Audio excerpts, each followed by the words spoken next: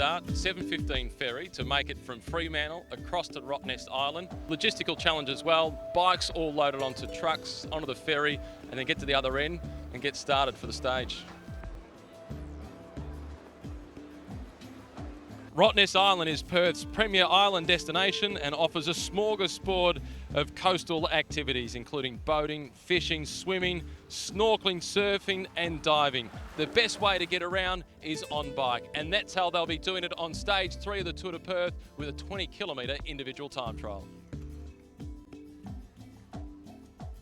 The time trial is going to be critical to who wins this race. Tim Rowe starts with more than a 20-second advantage on Travis Meyer, who himself has said he needs to get the yellow jersey today if he's to stand any chance of beating Tim Rowe overall. I think if I don't take the lead today, I don't think it's going to be very easy to take it after that, because I think Tim's climbing too well, and I don't think the last stage is selective enough. So really today is the day. The favourite for the stage will be Joe Cooper. He won the Tour overall last year, but he's probably a little bit down on the general classification to challenge for yellow. It's rare that any rider is prepared to tip themselves for the stage win, but we've already seen that Joe Cooper's got the confidence to stick it out there. So Joe, the pressure's on. I don't really know how either of those guys TT on road bikes. I mean, at the end of the day, it could be a second either way, and tomorrow will be an extremely tough day for everyone. Will Joe Cooper win? I'm hoping so, but anything can happen. 20-kilometre course, there's barely a flat section on it, although there's no major hills. The wind is going to be a big factor as well. It's pretty lumpy. It's the most beautiful TT course I've seen around Rottnest Island.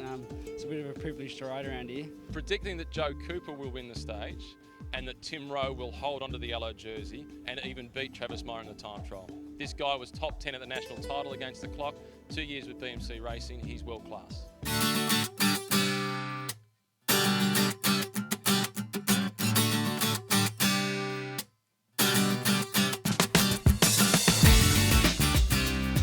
It was an impressive start for the budget forklift team. They had Michael Vink, the Kiwi on that squad. He set the early best time.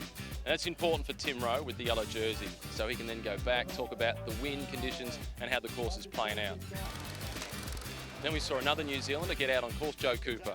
Starting as the defending champion, but having lost more than a minute on the previous stage, not many people considered him a real contender for the general classification. He had to do something special.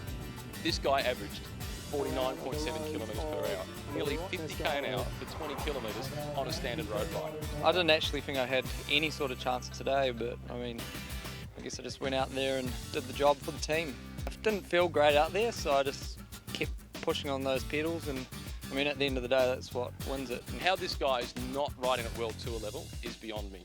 We then look to see the big favourites for the GC with Travis Meyer up against Tim Rowe, 2 of the guys at the top of the table. Everybody thought it would be a battle for yellow between those 2. Travis Meyer getting underway, he sits second in GC. Travis Meyer was a little disappointing. He slipped outside the top 3 now overall, and I think he'll be kicking himself. I would have loved to have probably finished a little higher up, but that was the best I could do on the day, and yeah, I'm still happy with my ride. You know, Joseph Cooper was absolutely flying. So race leader Tim Rowe's out on the course. But then Tim Rowe desperately trying to hold on to that yellow jersey. As he was coming in the last kilometre, he knew he had to be there within a minute.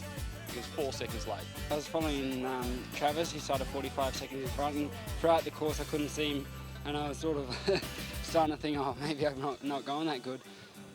But in the final, I could see him in the distance, and I knew I was on quite a fairly good ride. So yeah, I'm disappointed with the result, of course, but I gave it everything out there. I was happy with my ride. I finished all time trials really hurt, but I finished that one, thinking I did a good ride. So he now sits in second place, 4 seconds behind. But Tim Rowe has not given up. He's got a strong team around him. Final stage, it will be on. Tim Rowe has to throw everything at Cooper. There's no point racing to defend second. He has to race to win. One stage to sort of hold on to 4 seconds is going to be a little bit difficult, but we're up to the challenge. The Avanti team this year is very strong. It's the Kiwi, Joe Cooper.